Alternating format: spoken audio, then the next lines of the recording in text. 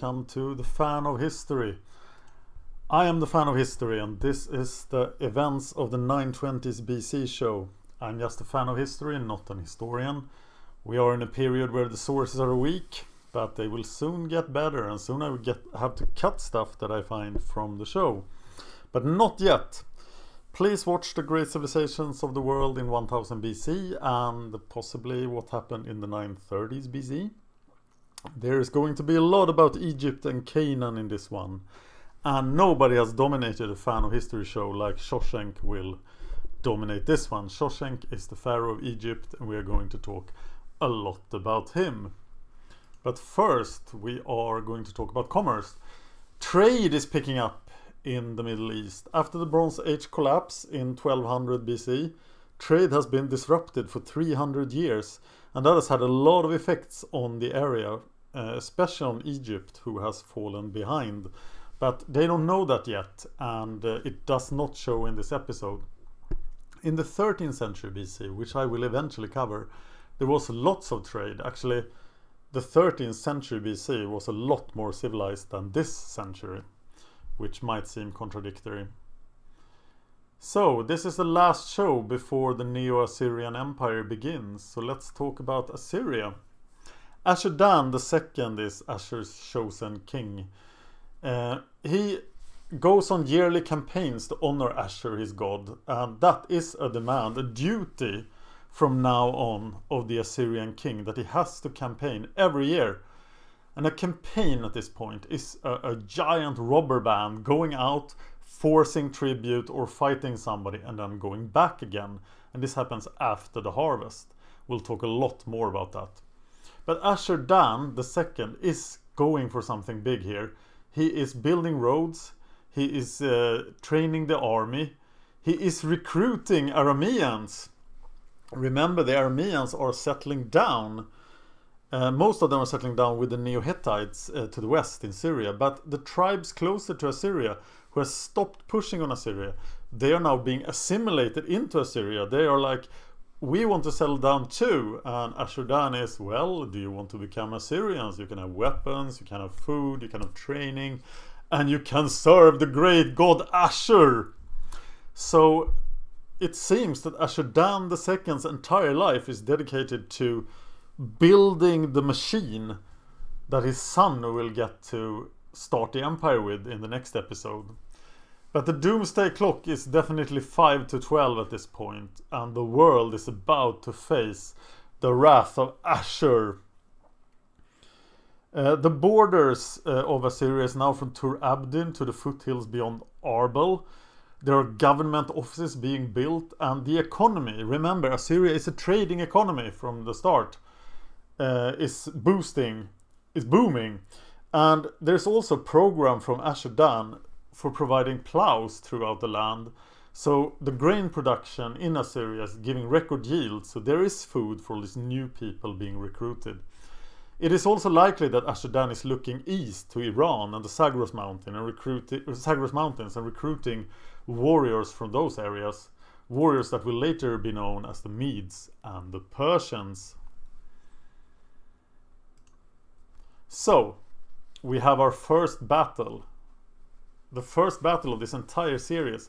Eventually, I will cover the battles if they are well known enough. If they are well detailed enough, I will cover them in separate shows. Such as I will do with the Battle of Karkar in 853 BC, which is the greatest battle of all time at its date. We still won't know anything about army maneuvers and how the actual battle was fought. That comes later. But here we have the Battle of the Bitter Lakes in 926 BC. It is an invasion by bedouins, probably Arabs, but they are not named Arabs. And actually the Battle of Karkar in 853 BC is the first time the word Arab will ever be mentioned. So these are still bedouins and they are coming into Egypt. The Bitter Lakes are here. They are part of the Suez Canal today. And in the Second World War, the French fleet was hidden away by the British in the Greater Bitter Lake. So, these Bedouins had been making incursions into Egypt from the desert. And it seems that Shoshenq used this as an excuse to muster an enormous army. And his plan was never just to fight these Bedouins. So, well, we have an account of the battle. It's actually from the scribe Hori, who has been a royal scribe following the king at his incursions into foreign lands. And Hori probably follows Shoshenq when Shoshenq goes to Canaan very soon. And here is what we have from the stele of Shoshenq at Karnak. I'm quoting, "Now my majesty found that they were killing army leaders. His majesty was upset about them. His majesty went forth, his chariotry accompanying him without the enemies knowing it. His majesty made great slaughter among them at the edge of the bitter lakes." So we have this battle between Egypt and the Bedouins, and it ends really badly for the Bedouins. There is a total victory for Egypt, and Shoshenq now has this enormous army, an army that is big as anything from the New Kingdom. Probably not that big, but anything bigger since the New Kingdom. And Shoshenq, the first pharaoh of the 22nd dynasty, then really puts his mark on history now when he uses this army to turn north and invade Canaan. Remember that Siamun did this and sacked Gezer earlier in this century. But this is the first major invasion of Canaan since the New Kingdom. And it is helped by the fact that Shoshenq has a really strong relationship with the Phoenicians. And the Phoenicians, remember, control the coast of Canaan. This battle will also lead to a scene in Indiana Jones and the Raiders of the Lost Ark. I can't show you the scenes, I'm going to quote it. Indiana Jones says, "The Hebrews put the broken pieces in the ark. When they settled in Canaan, they put it in the temple of Solomon." Colonel Musgrove replies, "In Jerusalem?" Indiana Jones says, "Where it stayed for many years, until whoosh, it's gone." Major Eaton says, "Where?" Indiana Jones says, "Nobody knows where or when. An Egyptian pharaoh, Shishak, invaded Jerusalem about 980 BC and may have taken the ark to the city of Tanis and hidden it in a secret chamber called the Well of Souls. About a year after the Pharaoh returned to Egypt, the city of Tanis was consumed by the desert in a year-long sandstorm, wiped clean by the wrath of God." 980 BC is obviously very wrong, but it is likely that Shoshenq is named Shishak in the Bible. And given what he is about to do now, it's very, very likely that the Bible contains some truths about this campaign. The problem is that Shoshenq wrote about this war in Karnak, and he does not mention Jerusalem. He mentions 165 cities that he has conquered, and he doesn't mention Jerusalem. And the probably reason for that is that Jerusalem is just a village at this point, and the kingdoms of Judah and Israel most likely did not exist yet. Check out my video, The Old Testament as a Source, if you are upset or surprised at this. Because this is after David and Solomon, who most likely did not exist either. So it's not until the days of Omri when we can talk about Israel as a kingdom. So we have the Phoenicians located here on the coast. So what do the Phoenicians do when great empires come around? Well, what do great empires that invade this land need? Well, they need luxury goods. They are great empires. And who is selling the luxury goods? It is the Phoenicians. So the Phoenicians are like, okay, you want to invade this land? Well, what do you need? We can arrange this and this. You can get stuff from outside, from other coasts on the Mediterranean. Can you get this? No, says Shoshenq. I fear the Mediterranean. And the Phoenicians go, well, we'll supply you with all your stuff you need and your luxury goods and stuff. But if you attack us, then no luxury goods for you. And Shoshenq goes, hey, I need my luxury goods. He doesn't attack the Phoenicians. You will see the Phoenicians try to handle the Assyrians with some success in the same way. So why did Shoshenq fear the Mediterranean? Well, it turns out that the ancient Egyptians were lousy sailors. And they were lousy sailors because if you go on the Nile runs towards the Mediterranean. So if you want to travel north on the Nile, you just put yourself on a boat in the Nile and it goes north. It turns out that the wind blows the other way. So if you want to go south on the Nile, you just put up a sail and then you go south. So you never have to do anything. So the Egyptians are lousy sailors. And Mediterranean is a fickle sea with lots of storms and stuff. So the Egyptians feared it and named it the Great Green. And this will show a lot when the Greeks show up, because the Greeks will help the Egyptians with their Mediterranean things even more than the Phoenicians do. This is the path of Shoshenq's attack according to the Bible. And he conquers 165 cities. This figure comes from Shoshenq himself.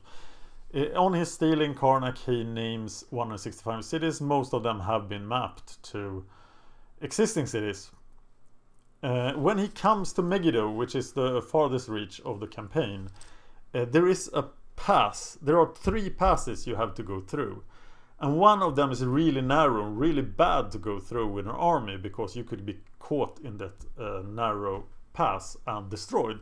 And 2 of them are really big and nice to go through. And 500 years before this, Thutmose the third, yes, it's not the second, it's the third, sorry. He went through this area and he chose the narrow pass and surprised the defenders.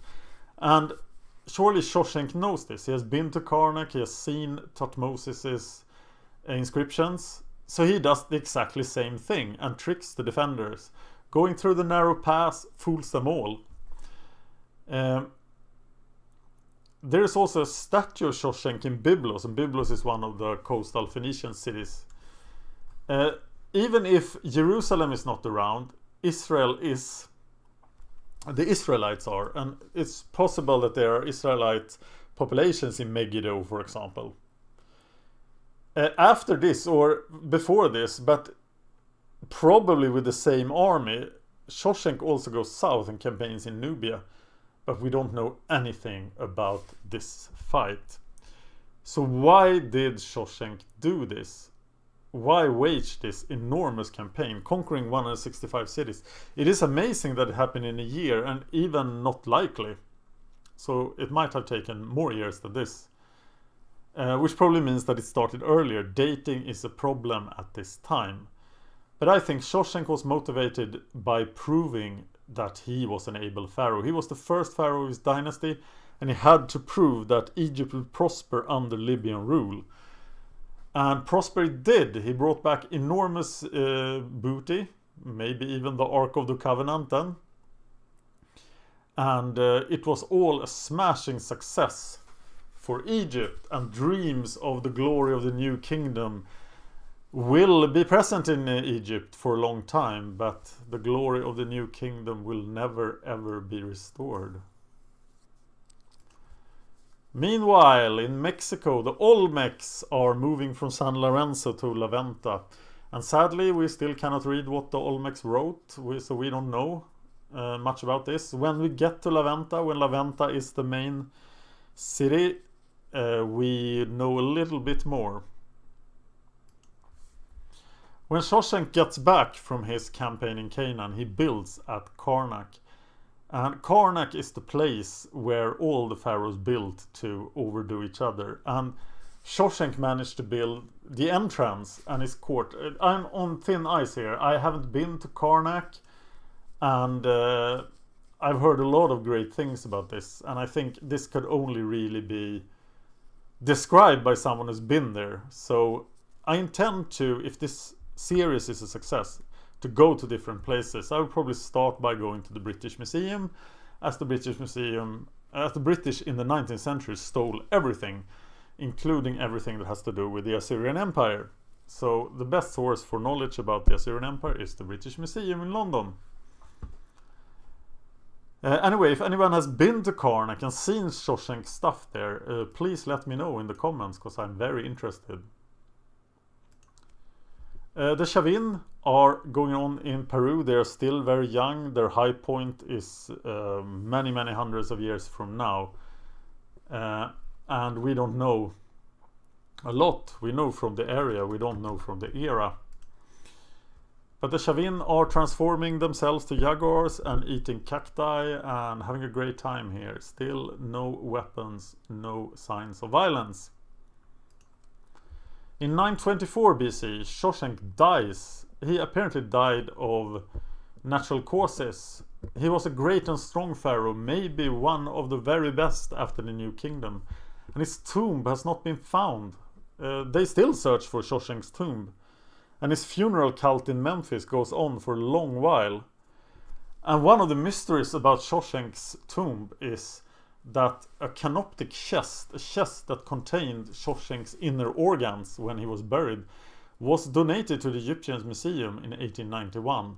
So the tomb has obviously been plundered, but it was plundered by criminals that did not document what they did. So the only thing we know is that the tomb has been found once, and that this canoptic chest exists.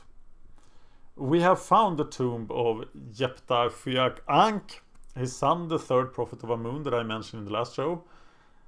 And his eldest son, Osirkon I, will succeed him on his death. Shoshenq was so great, and absolutely the greatest pharaoh of his dynasty, that 4 other kings of the 22nd and 23rd dynasties will take his name. And sadly, Egypt will go downhill from here.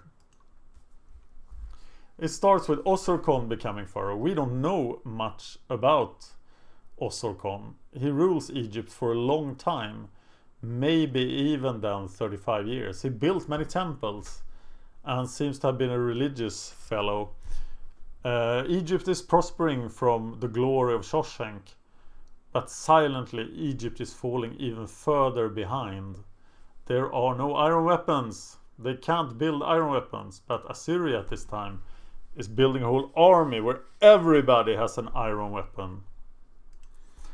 In Europe, we don't know what's happening with the Urnfield culture, and we don't know any dated events, but we will soon know stuff. The Willow-Noans will show up in 900, and eventually even the Greeks will come out of the Dark Age and learn to read and write again, which they knew in the days of Troy and Mycenae. In 922 BC, King Mu, more ambitious than wise, finally dies. He reigned China for 50 years, and the sources have him as aged 105 years old at his death. Though ancient kings often have incredibly long reigns that are exaggerated. King Gong is King Mu's son and becomes the ruler of China. He is really named Jihu and has an ancestral name of Ji, so I don't know why they rename him King Gong after his death in 900 BC. And the really sad thing here is that China will disappear from our sources. We don't know a lot about the rulers of the Western Zoo after King Mu. So we have had a lot of great reports from China and battles against the Quan Rong and stuff, but this will end now and China will become like the Olmecs, sadly. In India, we know that Kuru is going strong. There are still no written sources, and we don't really know a lot more. We will know more in the 9th century. So let's talk about an area we have not talked about before. It's southern Africa. There are no civilizations here, and for all intents and purposes, this entire area is still in the Stone Age. But we know something about what's going on here anyway. The Khoisan is a people in Africa, and it's merged from 2 peoples. The San, who are the foraging bushmen, and the Khoi, who will become pastoral before the San, and they were once called the Hottentot. They rule all of South Africa. They do hunting gathering, they are in the Stone Age, but they will soon be driven back by the Bantu migration, and I will talk more about Bantu expansion in the next episode. The Khoisan do not go away entirely, but many of the people in southern Africa today have Khoisan as their ancestors, notably in the Kalahari Desert. Wow, Shawshank made this show long. So, The next episode is the events in the 910s BC, and the doomsday clock strikes. It is the beginning of 300 years of war with the Neo-Assyrian Empire. It will go on until 612 BC, and you will see an empire of which like the world has not seen before this time.